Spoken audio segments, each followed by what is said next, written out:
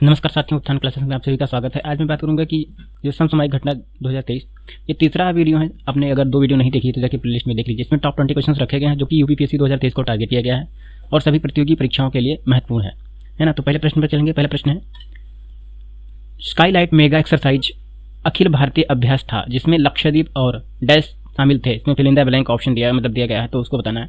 Option है पहला गोवा, दूसरा दादर नागर हवेली, तीसरा गुजरात, चौथा अंडमान निकोबार द्वीप समूह। तो इसका करेक्ट आंसर हो जाएगा अंडमान और ये द्वीप समूह है ना। तो इससे संबंधित डिटेल आपको दी गई नीचे, है ना, आप पढ़ भी सकते हैं।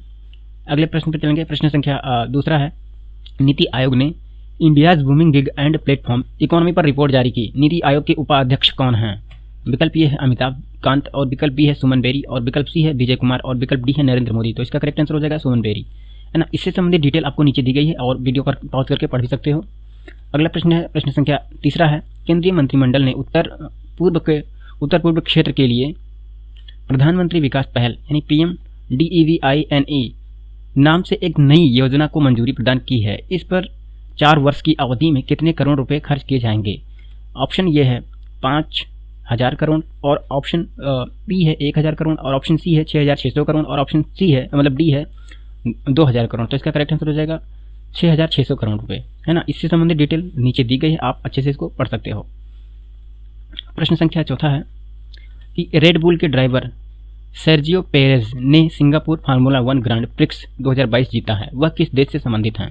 विकल्प ए है मैक्सिको, विकल्प बी है स्पेन और विकल्प सी है नीदरलैंड और विकल्प डी है ब्रिटेन। तो इसका करेक्ट आंसर हो जाएगा मैक्सिको, है ना। इससे संबंधित डिटेल आराम से आप पढ़ सकते हो। मैं एक बात बता दूं, इसमें ग्रांड प्रिक्स जो होते हैं कई बार मर्सिडीज के होते हैं ना, तो मैं यहाँ पे लिख दिया हूँ, आपको बता भी दे रहा हूँ। देख लीजिए, जो सर्जियो पेरेज हैं ये रेड बुल के हैं, मतलब ड्राइवर, और मैक्सिको से संबंधित है, इनका कंट्री मैक्सिको है। और कार्लोस सैंड हैं जो फरारी से हैं, इनका जो भी मतलब कंट्री है स्पेन है। और लुइस हैमिल्टन जो कि मर्सिडीज चलाते हैं ये ब्रिटेन से हैं। और मैक्स वर्स्टापेन ये रेड बुल के हैं, तो ये भी नीदरलैंड के हैं, ध्यान रखेंगे, है ना। अगला प्रश्न है, प्रश्न 5वां है कि शिक्षा मंत्रालय ने युवा लेखकों को सलाह देने के लिए प्रधानमंत्री योजना युवा शुरू की है जिसमें इस वर्ष से कम आयु के युवा और नवोदित लेखकों को प्रशिक्षित किया जाएगा। युवा का पूर्ण रूप क्या है बताना है। तो विकल्प ये है young union and versatile authors और विकल्प बी है young upcoming and versatile authors और विकल्प सी है yoga upcoming and versatile authors and विकल्प डी है young upcoming and versatile Ayurveda. तो इसका करेक्ट आंसर हो जाएगा विकल्प बी यानी कि young upcoming and versatile authors, है ना। तो कई बार ये युवा की फुल फॉर्म वगैरह पूछ सकता है। इससे संबंधित डिटेल नीचे दी गई है, आप वीडियो में पॉज करके पढ़ सकते हैं, है ना, जो कि इन्फॉर्मेटिव जानकारी होती है। अगले प्रश्न पर चलेंगे। प्रश्न संख्या 6वां है, भारत के वर्तमान अटॉर्नी जनरल आर वेंकटरमणी हैं। उन्हें 1 अक्टूबर 2022 से 3 साल के लिए नियुक्त किया गया है। यह भारत के कौन से अटॉर्नी जनरल हैं बताना है, मतलब कौन क्रम के हैं बताना है, किस क्रम के हैं। विकल्प ए है 16वें, विकल्प बी है 14वें, विकल्प सी है 11वें, विकल्प डी है 13वें। तो इसका करेक्ट आंसर हो जाएगा विकल्प ये यानी कि 16वें क्रम के हैं। इससे संबंधित डिटेल आराम से आप पढ़ सकते हो। हालांकि इसमें पूरी जानकारी दी है कि जो अटॉर्नी जनरल होते हैं अनुच्छेद 76 होता है ना संविधान के, 76 होते हैं, बाकी आप पढ़ सकते हो। अगले प्रश्न पर जाएंगे। प्रश्न संख्या 7वां है, कर्नाटक विधानसभा के शीतकालीन सत्र में बीजेपी सरकार ने अनुसूचित जाति जनजाति के आरक्षण से जुड़ा एक विधेयक पेश किया है ना। कर्नाटक में अब अनुसूचित जाति के लिए कोटा 15% से बढ़ाकर कितना प्रतिशत कर दिया गया है, आपको बताना है। विकल्प ये है 20%, विकल्प बी है 25%, विकल्प सी है 16% और विकल्प डी है 17%। तो इसका करेक्ट आंसर हो जाएगा आपका 17%, है ना। अब इससे संबंधित डिटेल नीचे दी गई है, आराम से इसको पॉज करके वीडियो को पढ़ सकते हैं।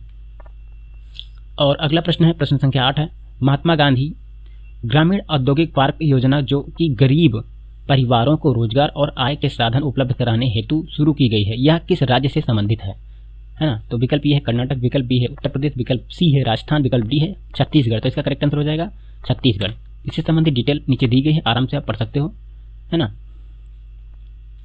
तो अगले प्रश्न पर चलेंगे। प्रश्न संख्या 9 है, सुजलान एनर्जी के फाउंडर तुलसी तांती का हाल ही में निधन हो गया हुआ और वो किस अन्य नाम से जाने जाते थे? विकल्प ये है भारत के विंडमैन और विकल्प बी है पावरमैन, विकल्प सी है ओल्ड मैन, विकल्प डी है ग्रेट मैन। तो इसका करेक्ट आंसर हो जाएगा विकल्प ये भारत के विंडमैन, है ना। तो इससे संबंधित डिटेल नीचे दी गई है, आप अच्छे से पढ़ भी सकते हैं। तो फिर अगले प्रश्न पर चलेंगे। प्रश्न संख्या 10वां है, अरुणाचल प्रदेश में स्थित किविथु सैन्य गैरिसन शिविर किसके नाम पर रखा गया? विकल्प ए है अटल बिहारी विकल्प बी है अरुण जेटली और विकल्प सी है विपिन रावत, विकल्प डी है सुषमा स्वराज। तो करेक्ट आंसर हो जाएगा इसका विपिन रावत। इससे संबंधित डिटेल नीचे दी गई है, आराम से आप पढ़ सकते हो।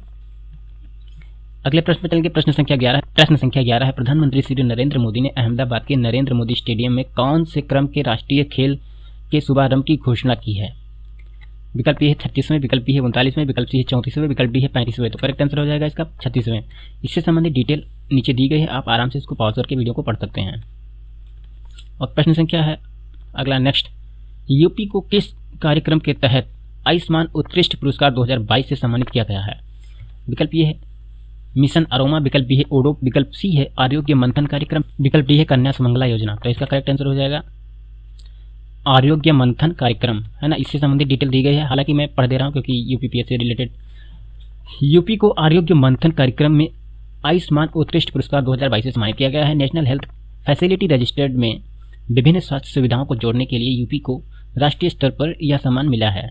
इस रजिस्टर में 28,728 स्वास्थ्य सुविधाओं को जोड़ने के साथ उत्तर प्रदेश देश में सबसे अच्छा प्रदर्शन करने वाला राज्य हो गया है। इसके अलावा यूपी यानी कि उत्तर प्रदेश लगभग 2 करोड़ आयुष्मान भारत स्वास्थ्य खाता खोलने वाला देश का दूसरा राज्य बन गया है ना। तो ये चीज़ें आप ध्यान रखेंगे।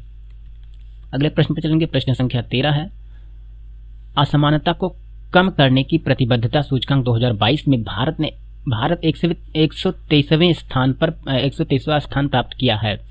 असमानता सूचकांक कौन तैयार करता है? विकल्प ए है नीति आयोग, विकल्प बी है भारत सरकार, विकल्प सी है Oxfam international and development finance international, है ना, और विकल्प डी है राज्य सरकार। तो इसका करेक्ट आंसर हो जाएगा विकल्प सी यानी कि Oxfam international and development finance international.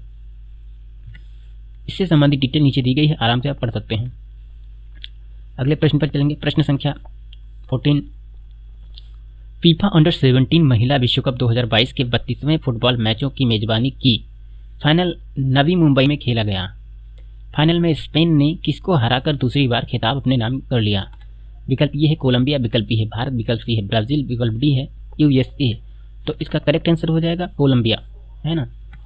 इससे संबंधित डिटेल नीचे दी गई है, आराम से आप इसको पढ़ सकते हो। हालांकि मैं थोड़ी बात बता दूं कि जो फीफा अंडर 17 महिला विश्व कप 2022 का आयोजन भारत में किया गया था, ठीक बात है ना, 11 अक्टूबर से 23 अक्टूबर के बीच किया गया था। फीफा अंडर 17 महिला विश्व कप का 7वां संस्करण 2020 में होना तय था, लेकिन कोविड के कारण मतलब कोविड-19 के कारण ये प्रतियोगिता में आयोजन स्थगित कर दिया गया था। भारत के 3 स्थानों जैसे कि कौन कौन सा था, भुवनेश्वर जो कि उड़ीसा में है, और कलिंगा स्टेडियम मचगांव गोवा, है ना, के जो पंडित जवाहरलाल नेहरू स्टेडियम नवी मुंबई महाराष्ट्र, है ना, के, और इसके बाद में डी वाई पाटिल स्टेडियम।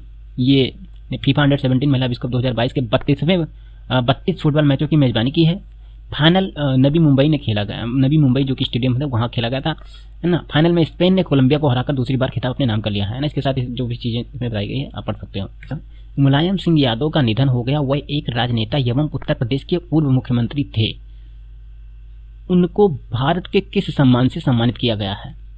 विकल्प ए है भारत रत्न, विकल्प बी है पद्मश्री, विकल्प बी है पद्म भूषण, और विकल्प डी है पद्म विभूषण। तो करेक्ट आंसर हो जाएगा इसका पद्म विभूषण। इससे संबंधित डिटेल आराम से आप पढ़ सकते हो। हालांकि मैं बता देता हूं कि इस वर्ष 6 पद्म विभूषण दिया गया है और 9 पद्म भूषण दिया गया है, 91 पद्मश्री दिया गया है। प्रश्न संख्या 16 है भारत की एक महिला अधिकार कार्यकर्ता सृष्टि बख्शी को चेंज मेकर अवार्ड से सम्मानित किया गया है।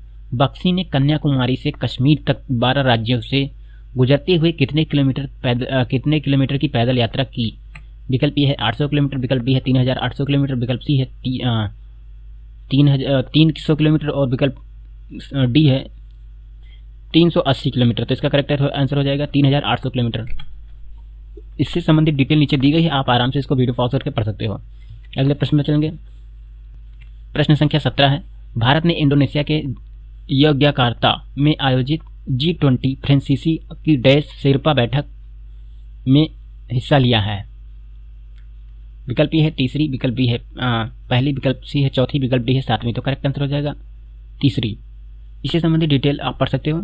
अगला प्रश्न है प्रश्न संख्या 18 है भारत के G20 शेरपा ने डैश करके है मतलब शेरपा डैश ने भारतीय अधिकारियों के प्रतिनिधिमंडल का नेतृत्व किया। विकल्प ये है अमिताभ कांत, विकल्प बी है अमित शाह, विकल्प सी है एस जयशंकर, विकल्प डी है नरेंद्र मोदी। तो इसका करेक्ट आंसर हो जाएगा अमिताभ कांत, है ना। मैं एक बार इसको आप अच्छे से पढ़ सकते हो। अगला प्रश्न है प्रश्न संख्या 19 प्रश्न संख्या 19 है देश के केंद्रीय बैंक यानी कि भारतीय रिजर्व बैंक आरबीआई के डैश करके बताना है किनने उन्नत पर्यवेक्षी निगरानी प्रणाली दक्ष की शुरुआत की है ना। तो इसको बताना है कि option fill in the blank में आएगा कौन सा।